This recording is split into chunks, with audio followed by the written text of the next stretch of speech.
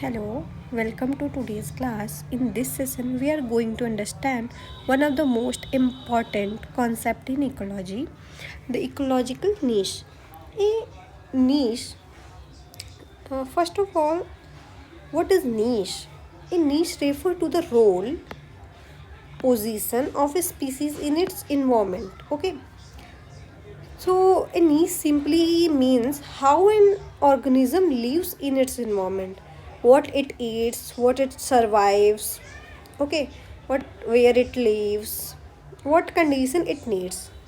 Okay, so it is basically the organism's role and lifestyle in the ecosystem. The example here shows honeybees' needs involve pollination, collecting nectar, and interacting with the flowering plants. Next, what is fundamental niche? So there are two types of niche, fundamental niche and realized niche. Let's understand what these are. Now, every species has two types of niche. Okay, the fundamental niche is full range of environmental condition and resources a species can theoretically use in absence of competition or predator.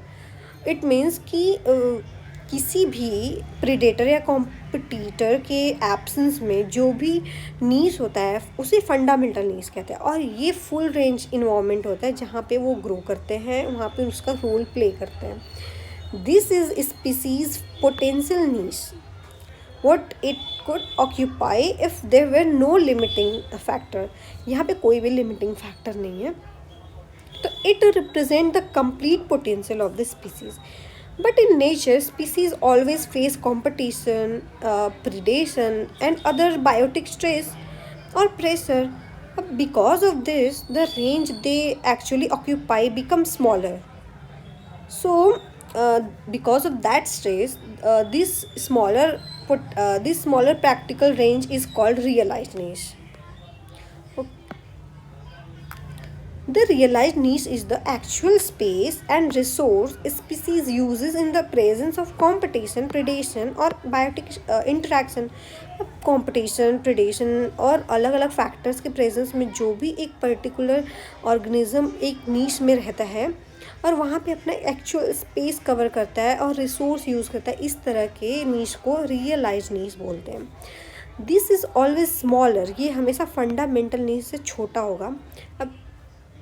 अब ये छोटा क्यों होगा? क्योंकि fundamental तो overall सारा cover कर रहा है. इससे फंडामेंटल की बात करें तो फंडामेंटल नीश वेट ये एक्स सॉरी लेट्स से कि ये वाई एक्सिस है, ये एक्स एक्सिस है. अब एक्स एक्सिस पे हम क्या करेंगे, यहाँ पे लेंगे एनवायरमेंटल ग्रेडियंट और यहाँ पे वाई एक्सिस पे लेंगे यूटिलाइजेशन. मतलब कि कोई स्पीसीज़ है वो किस इन्वायरमेंट कंडीशन में कितना यूटिलाइजेशन कर रहा है इस बेसिस पे. तो इसमें हमें क्या देखने को मिलता है कि जो फंडामेंटल स्पीसीज़ है वो पूरा का पूरा इन्वायरमेंटल ग्रेडियंट जो भी एरिया है वो सारा ही कवर कर रहा है. ये सारा एरिया कवर करने वाले को बोलते हैं फंडामेंटल नीश. क्योंकि यहाँ पे कोई कॉम्पिटिटर नहीं है, कुछ भी प्रेडेटर नहीं है, तो आराम से पूरा ही स्पेस कवर कर सकता है और वहाँ पे वो रह सकता है. तो ये हो गया फंडामेंटल नीश. अब रियलाइज्ड नीश में जैसे हमें देखा कि यहाँ पे कंपटीशन आ रहा है, प्रीडेशन आ रहा है और सारे बायोटिक इंटरेक्शंस भी हो रहे हैं, तो हमें ये देखने को मिल रहा है कि रियलाइज्ड नीश है वो छोटा हो जा रहा है एज़ कम्पेयर टू फंडामेंटल. तो ये कैसे हो रहा है? अब इसमें अगर देखेंगे तो यहाँ भी ऐसे ग्राफ ड्रॉ कर लें, एक्स और वाई एक्स सेम, यहाँ पे यूटिलाइजेशन है और यहाँ पे इन्वायरमेंटल ग्रेडियंट है. ओके, तो जैसे कि फंडामेंटल में क्या था, ये पूरा एरिया कवर कर रहा था, लेकिन जैसे ही कंपटीशन आता है, कंपटीशन आने की वजह से ये कुछ स्पेस जो होते हैं वो कॉम्पिटिटर वो कवर कर लेते हैं। उसके कवर करने की वजह से अब जो रियलाइज्ड नीश जो फंडामेंटल नीश है वो स्मॉल हो जाता है। फंडामेंटल पूरा था, ओके, लेकिन इसमें कुछ एरिया कवर कर ले रहा है कॉम्पिटिटर, ये एरिया। इसकी वजह से ये जो नीश है ये छोटे हो जा रहे हैं। तो इस तरह की नीश को, अब ये वाले नीश को बोलेंगे रियलाइज्ड नीश। तो रियलाइज्ड नीश ये इतना एरिया कवर कर रहा है जिससे हमें साफ साफ क्लियरली विजिबल है कि रियलाइज्ड नीश क्या है, फंडामेंटल से छोटा है।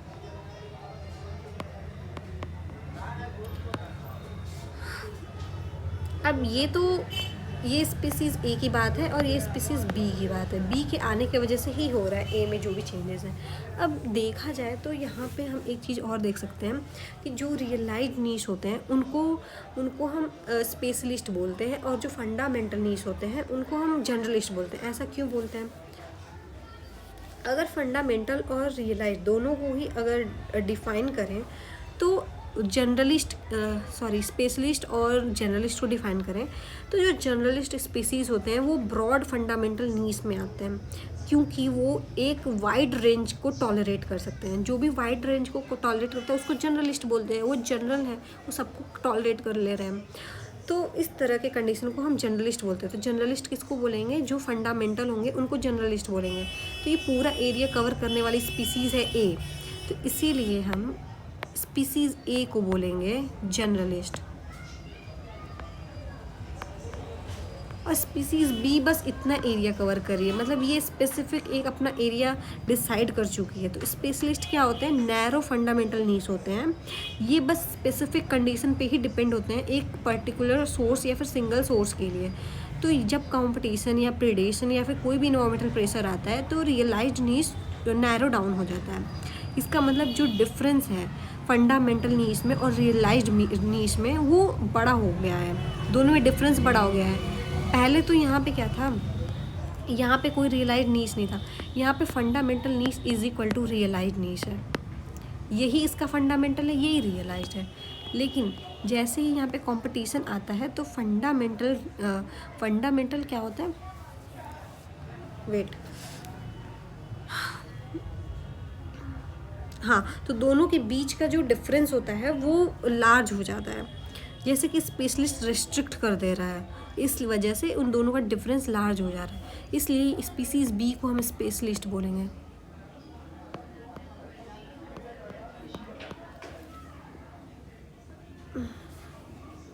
अब आगे देखें, why realised niche is smaller. अब रियलाइज्ड नीश स्मॉलर क्यों है? जैसा कि अभी हमने बात किया कि बिकॉज ऑफ कंपटीशन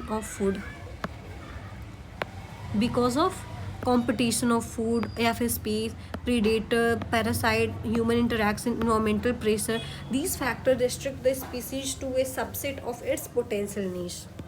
अब आगे देखें तो अब इसका क्लासिक एग्जाम्पल होता है बार्निकल्स, और ये कॉर्नेल ने इस पर एक्सपेरिमेंट किया था, बार्निकल्स पे।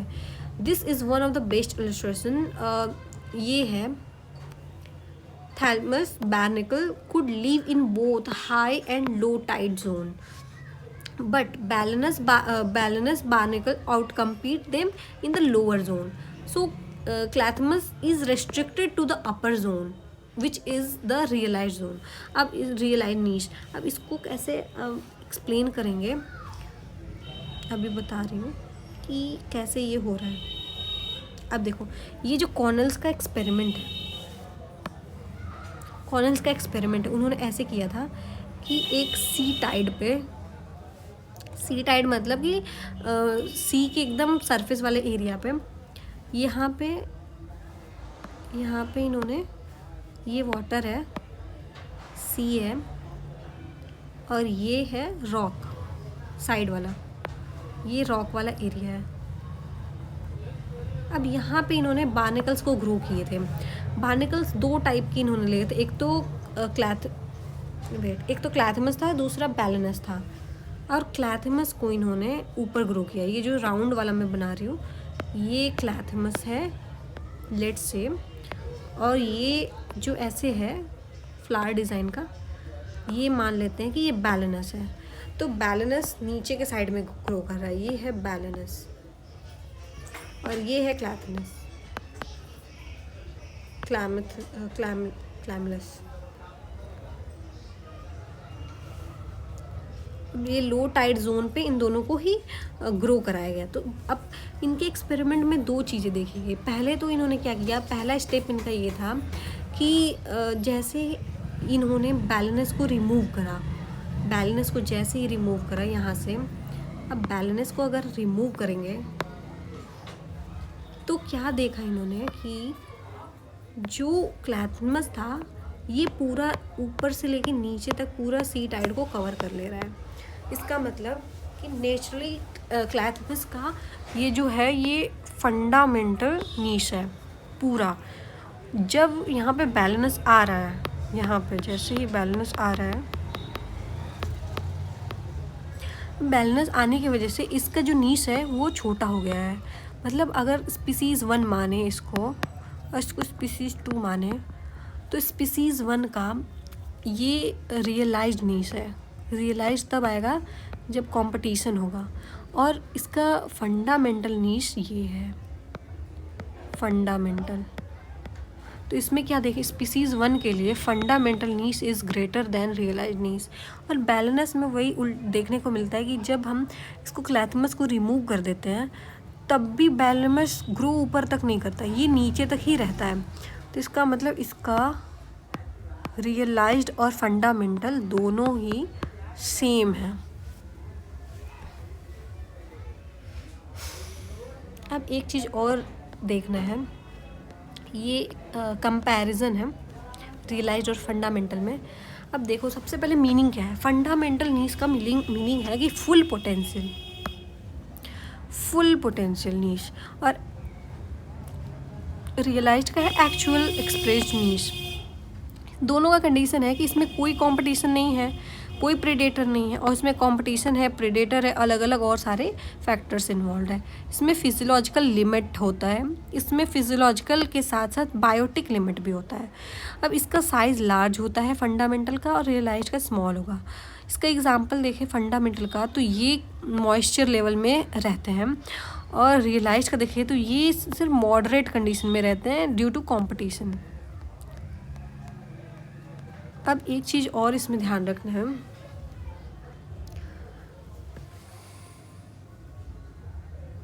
जो ये इंटरैक्शन है, जो भी इंटरैक्शन है, अगर जैसे कि पहला वाला हमने देखा यहाँ पे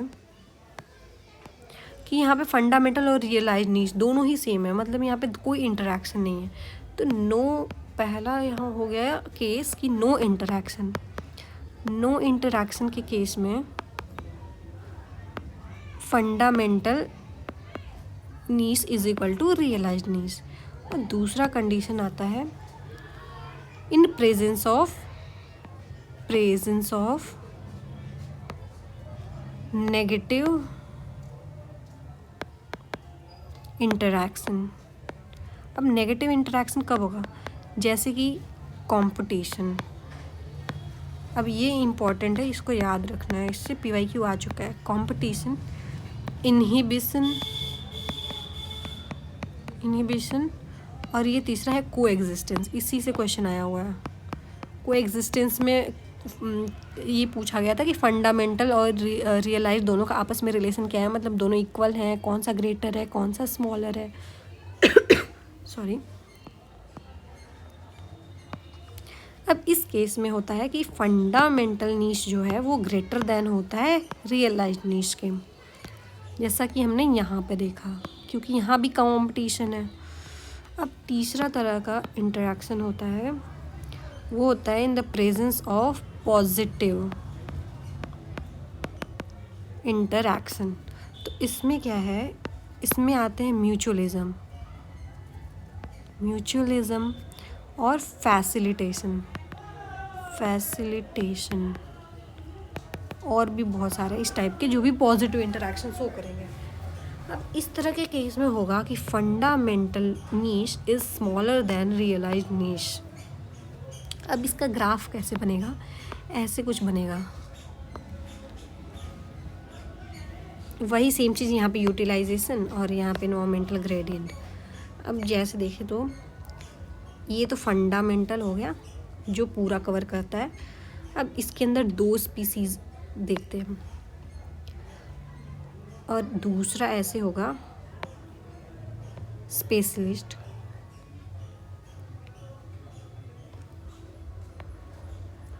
अब यहाँ पे एक स्पीसीज़ है और यहाँ पे एक दूसरी स्पीसीज़ है। तो ये अगर स्पीसीज़ की बात करें तो ये हो गई स्पीसीज़ ए, ये हो गई स्पीसीज़ बी और ये हो गई सी। अब यहाँ पे देखने को मिल रहा है कि यहाँ पे कंपटीशन है। तो इस तरह के कंडीशन में पॉजिटिव म्यूचुअलिज्म देखने को मिलेगा। And that's it for the question.